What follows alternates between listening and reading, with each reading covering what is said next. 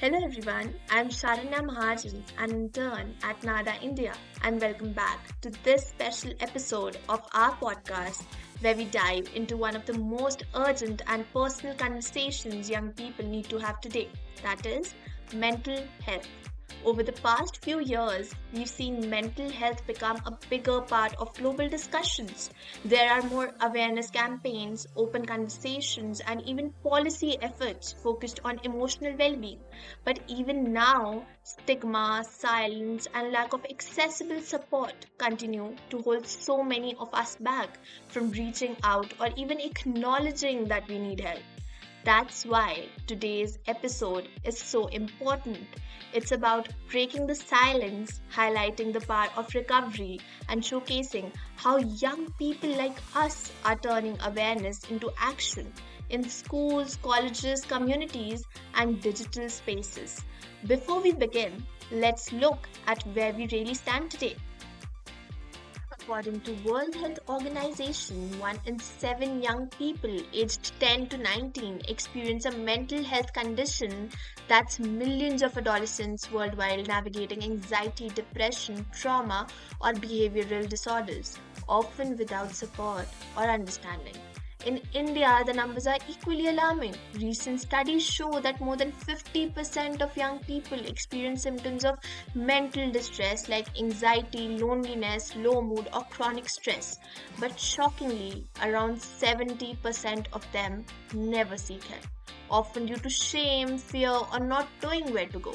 Suicide is now the leading cause of death among Indian youth aged 15 to 29.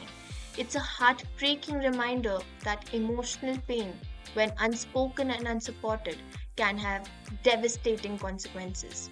From academic pressure to social media comparison, body image issues, family expectations, and post pandemic isolation, young people today are carrying invisible burdens every day.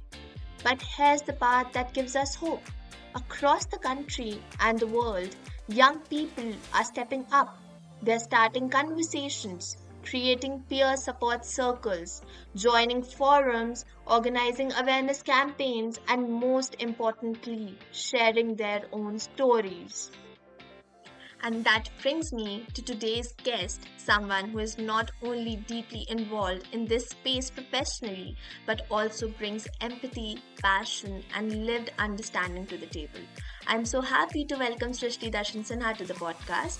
Srishti is currently working as an intern with NADA India organization only, where she is actively engaged in mental health projects that focus on making support more accessible, reducing stigma, and building emotionally safe spaces for the youth. Through her work, she has helped facilitate dialogue, organize outreach, and support young people in navigating emotional challenges, all while advocating for systems that treat mental health with the seriousness it deserves. Srishti, thank you so much for being here with us today. I'm really looking forward to diving into your insights, hearing your perspectives, and learning from your journey. Today, let's start with your journey. You've been actively working in this field of youth mental health through NADA and your organization. So, what motivated you to get involved in this space? Like, was there a particular moment or experience that pushed you to take action? Yeah, so working in the field of youth mental health through NADA India Foundation has been a deeply personal and transformative journey for me.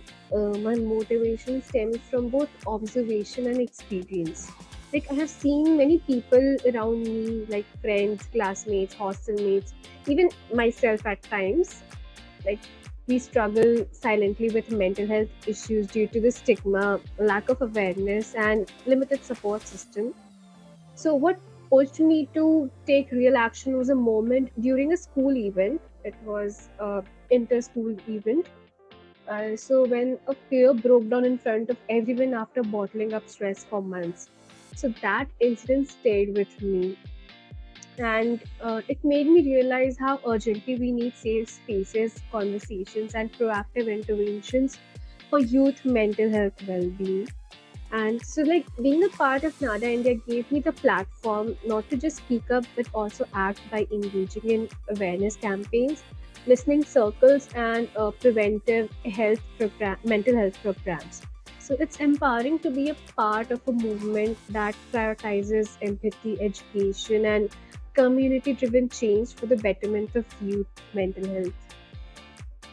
That's so powerful, and I think a lot of our listeners will resonate with what you said.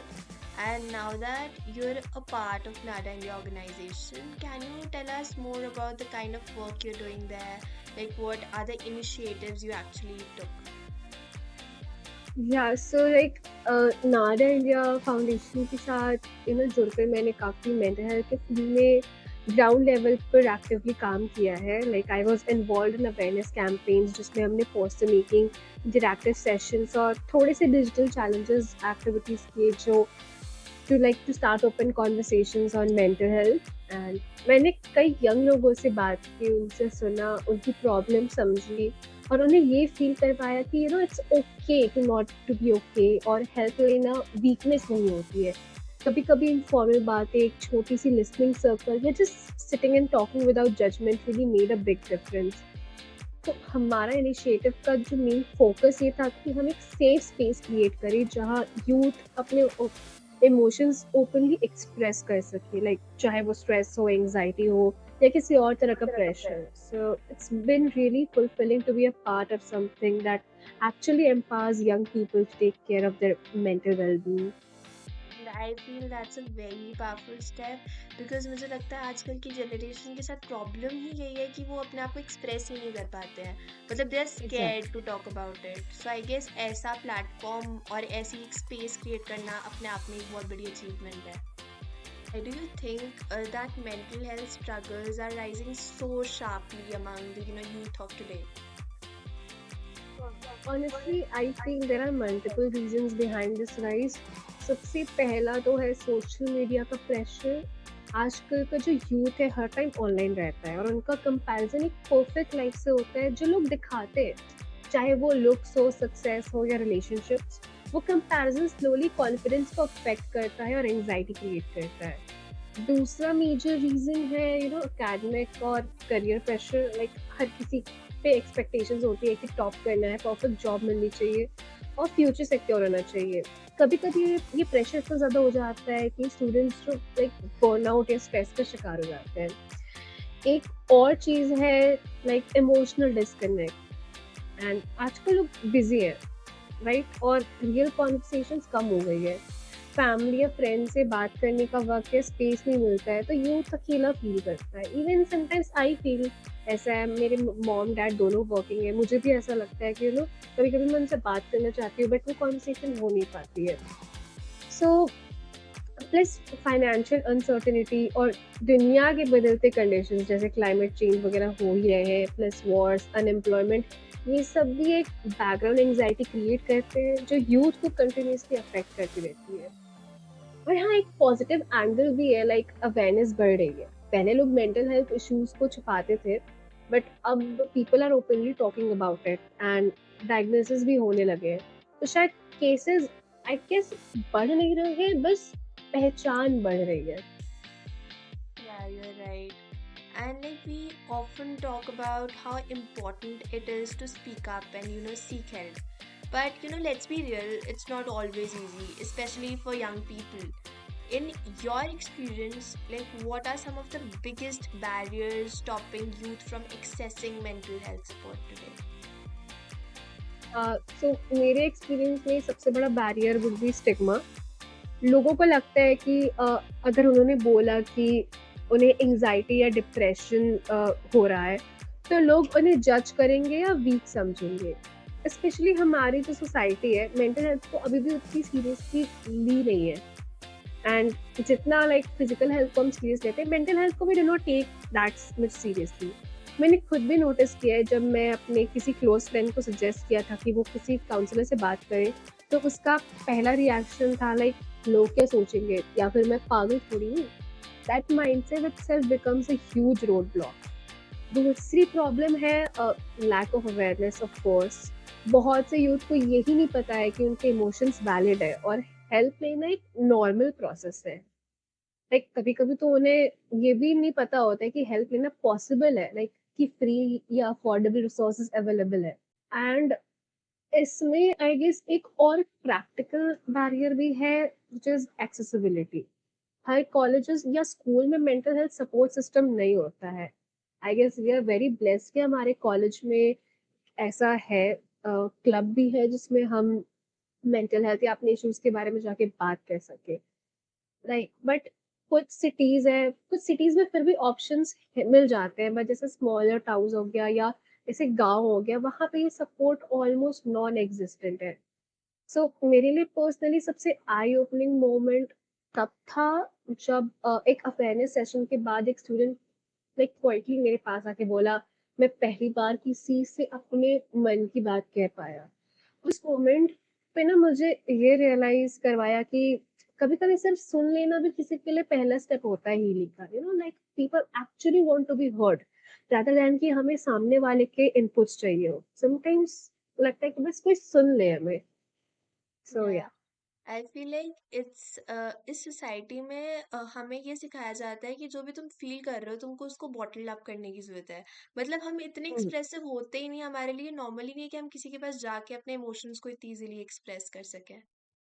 या So, like, what, according to you, are the practical steps that schools, colleges, or even individuals can take to support mental well-being? Like schools और colleges में I feel बहुत बहुत बड़ा important role है mental health को लेकर support करने में। एंड कुछ सिंपल एंड ये इफेक्टिव स्टेप्स भी हैं जो इंस्टीट्यूशंस ले सकते हैं। और like I guess first would be mental health counsellors appoint करना। लाइक हर स्कूल कॉलेज में एटलीस्ट एक ट्रेन काउंसलर होना चाहिए जिससे स्टूडेंट्स लाइक विदाउट हेजिटेशन बात कर सके। कॉन्फिडेंशियल और नॉन जजमेंटल स्पेस एक होनी चाहिए। And second would be regular awareness sessions, like workshops और sessions conduct होने चाहिए जहाँ स्ट्रेस, एंजाइटी, पीयर प्रेशर जैसे टॉपिक्स ओपनली डिस्कस किए जाएं। जब लोग सुनते हैं कि दूसरे भी सेम इश्यूज फेस करते हैं तो वो लोग और लाइक और अकेला फील नहीं करते। एंड साथ ही peer support groups like colleges जो छोटे छोटे लिसनिंग सर्कल्स या student led support groups form कर सकते हैं जहाँ स्टूडेंट्स आपस में बात करें और इमोशनली सपोर्ट करें। ये स्पेस इनफॉर्मल होता है बट बहुत पावरफुल होता है। एंड लाइक और एक चीज हो सकती है कि हम like we can incorporate mental health in curriculum. Like जैसे फिजिकल एजुकेशन होती है वैसे ही हम एक मेंटल वेलबींग के बेसिक टूल्स भी सिलेबस के पार्ट में इंक्लूड करें, like mindfulness, coping skills and emotional intelligence.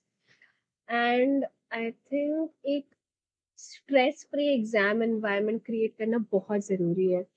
Like assessment का प्रेशर थोड़ा कम हो तो स्टूडेंट्स के ऊपर से एंजाइटी का बर्डन कम हो जाता है। रेगुलर इंटरनल चेक ins और ब्रेक्स भी हेल्पफुल होते हैं।